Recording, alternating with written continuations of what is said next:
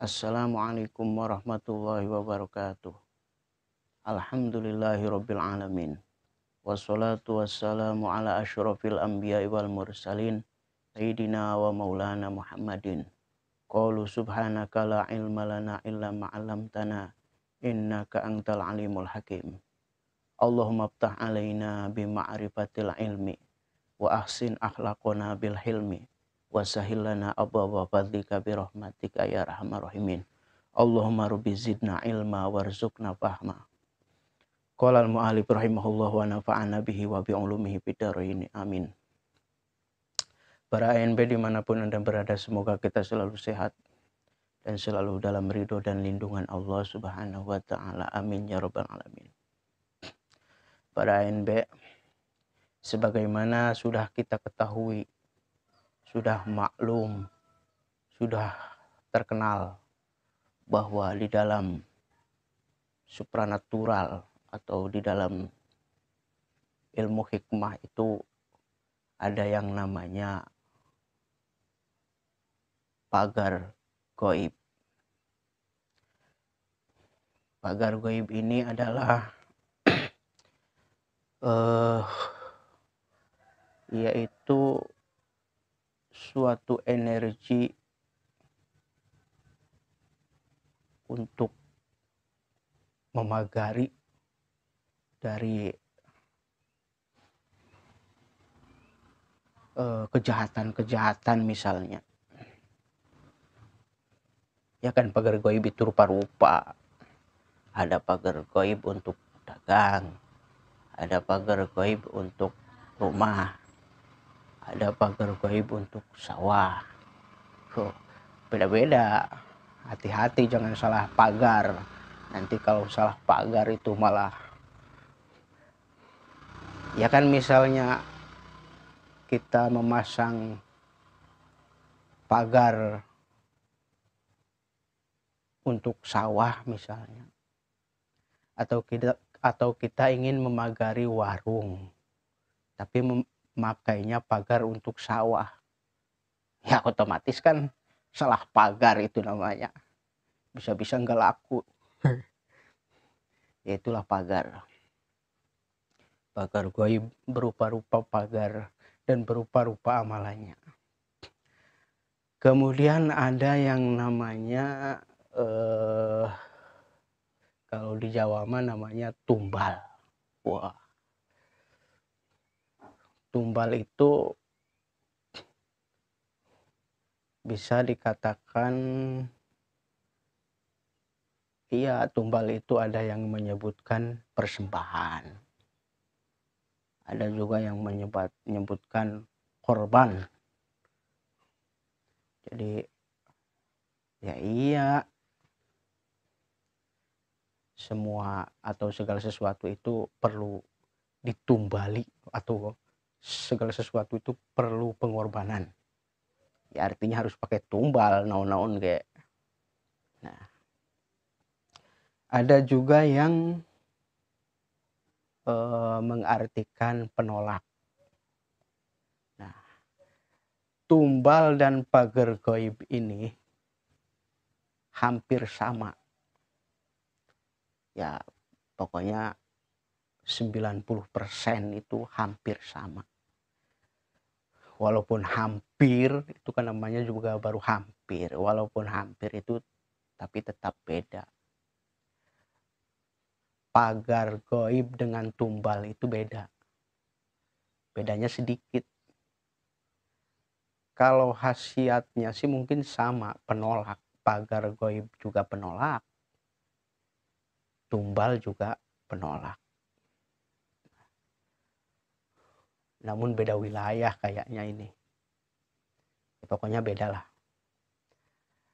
Kalau tumbal itu misalnya tumbal rumah atau tumbal sawah, tumbal warung, itu biasanya memasang tumbalnya itu di tanahnya. Ya berarti jurusannya jurusan tanahnya. Tapi kalau pagar mah itu di atas tanahnya. Itu bedanya. Makanya kalau ingin, misalnya rumah kita ingin dipagar, pagar gaib, atau warung kita ingin dipagar gaib, itu sebaiknya ditumbali dulu. Harus pakai tumbal dulu. Kalau tumbal mah penetral tanahnya. Nah, setelah netral baru kita pagar. Itu penetralnya yang mana tumbal. Kalau pagar, kalau langsung dipagar tanahnya belum netral, waduh, bahaya, ada efeknya. Wallahu a'lam sih. Ya pokoknya itu kata guru saya kayak gitu. Makanya bila kita punya warung, kita tumbali dulu si tanahnya itu. Atau kita punya rumah, rumahnya itu ditumbali dulu. Setelah ditumbal, setelah dipasang tumbal, barulah dipagar. Itu yang benar. Wah, itu benar-benar cek kurang tuh. Pokoknya kata kita, benar kata kita. Benar kata orang lain kan belum tentu benar kata kita. Ini mah hanya dari guru kayak gitu. Itu yang nggak tahu. Ya pokoknya kalau saya sih begitu. Tumbal itu untuk di dalam tanahnya atau untuk objek tanahnya, tapi kalau pagar itu di atas tanahnya. Nah, di sini saya akan memberikan satu tumbal. Tumbal itu bermacam-macam, di kitab-kitab banyak. Namun ada tumbal yang sering saya pakai, sering saya gunakan, dan alhamdulillah hasilnya barokah, manfaat. Mungkin itu juga hanya doa dari guru. Saya sudah bertahun-tahun pakai ini.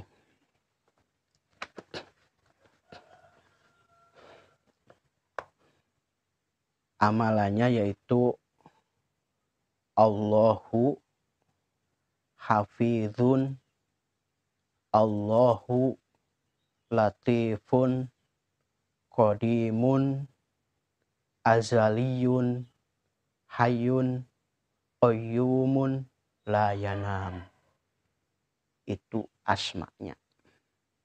Allahu hafizun, Allahu latifun, qadimun, azaliyun, hayyun, qayyumun, la yanam.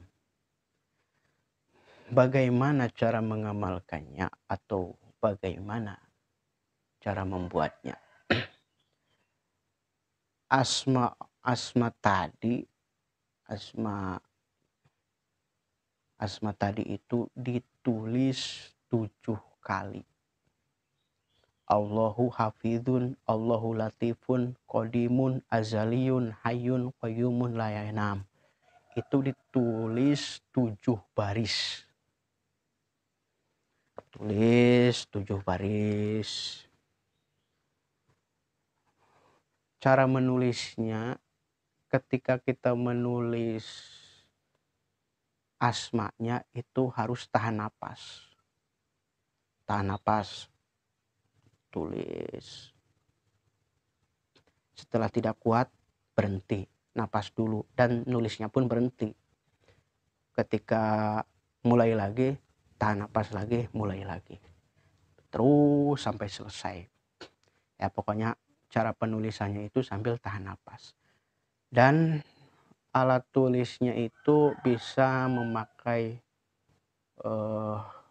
yang lebih bagus, itu pakai tinta Ja'faron. Dan sambil membakar buhur.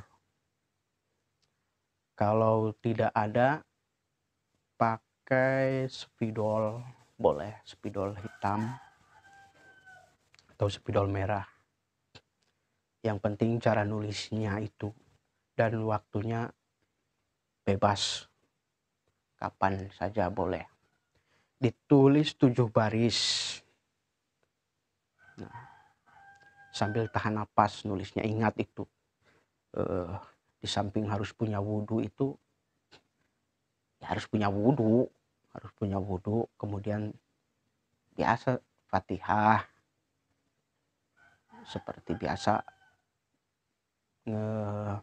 ngirim surat Fatihah, misalnya Kanjeng Nabi, terus Nabi Khidir, Nabi Sulaiman, terus Sultan Aulia Syekh Abdul Qadir Jailani, terus kepada guru-guru kita dan kepada orang tua, minimal itu hadorohnya, atau pakai hadoroh yang biasa nu penting mah itu.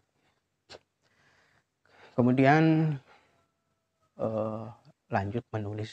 Setelah hadoroh itu menulis seperti itu ya, ditulisnya 7 baris tulis. Setelah beres 7 baris, kertasnya itu pakai kertas yang polos, misalnya kertas HPS atau kertas yang polos kertas putih polos itu bagus, ya kertas HPS lah. Ditulis 7 baris. Setelah ditulis, kemudian kita bacakan asma'nya. Dibacakan Allahu hafizun, Allahu latifun, qadimun, azaliyun, hayyun, qayyumun, layanam. Itu dibaca 1000.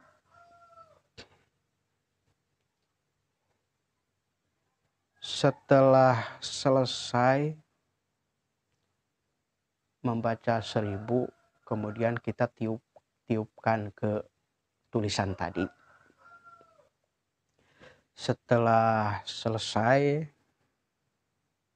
ditutup dengan Al-Fatihah. Setelah Fatihah selesai, kita lipat si kertas tadi itu, kita lipat.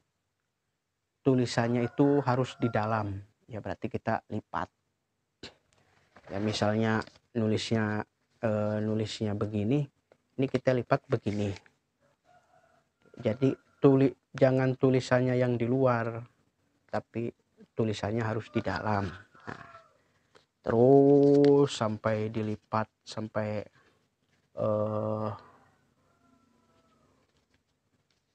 sampai kecil atau ya dikira-kira saja kecil atau mau besar ya.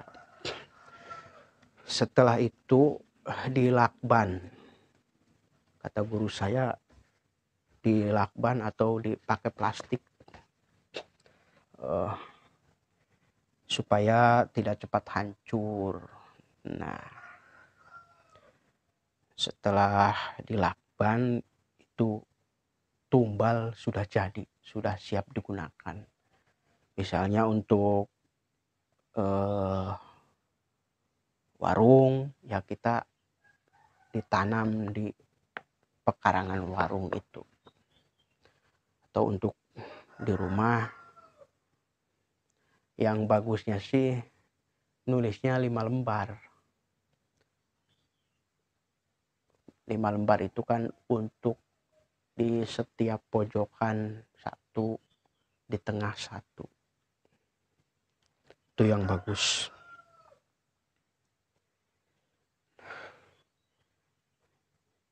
Itu para NB. Jadi tumbal itu sangat penting sekali, apalagi ini di Jawa. Di Jawa ini beda dengan di negara-negara lain atau di daerah selain Jawa. Di Jawa itu punya adat tersendiri. Ini juga tumbal-tumbal yang seperti ini kan bukan kata orang biasa, tapi kata para wali. Itu ilmunya seperti itu.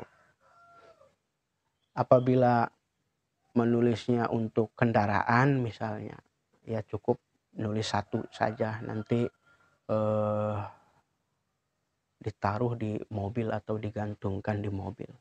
Saya juga di mobil ada. Ya pokoknya ikuti saja ilmunya. Walaupun kesananya mah urusan Allah, tapi kan setidaknya kita memakai ilmunya. Pokoknya eh, turuti saja apa kata guru atau jalankan saja ilmunya. Soal hasil dan tidaknya itu mah kan terserah Allah Subhanahu wa taala, kita pasrahkan. Itu boleh untuk rumah, untuk sawah, toko, kendaraan dan lain-lain. Kalau untuk kendaraan mah cukup nulisnya satu, tapi kalau untuk sawah, toko, rumah itu sebaiknya menulisnya 5. Kalau menulisnya 5 itu boleh dicicil, maksudnya kan setiap satu lembar kan ditulis 7 baris. Setelah nulis kita dibacakan 1000. Setelah 1000 ditiupkan. Nah, nanti ketika kita nulis yang kedua sama seperti itu. Nulisnya tahan napas. Kemudian setelah beres kita isi atau kita asmai, di asma ya 1000. Sampai kalau 5 lembar kan 5000 itu otomatis. Ya itu boleh misalnya dalam waktu sehari ya 1 lembar boleh. Jadi tidak usah sekalian ya, kalau kuat ya sekalian. Kalau tidak kuat, yang bagus mah hari Jumat atau malam Jumat itu nulisnya yang kayak gini teh mantep. Kalau tidak ingin repot-repot ya tinggal pesan saja ke sini. kita mah banyak stok. Jadi mungkin itu saja ya. Semoga bermanfaat dunia dan akhirat.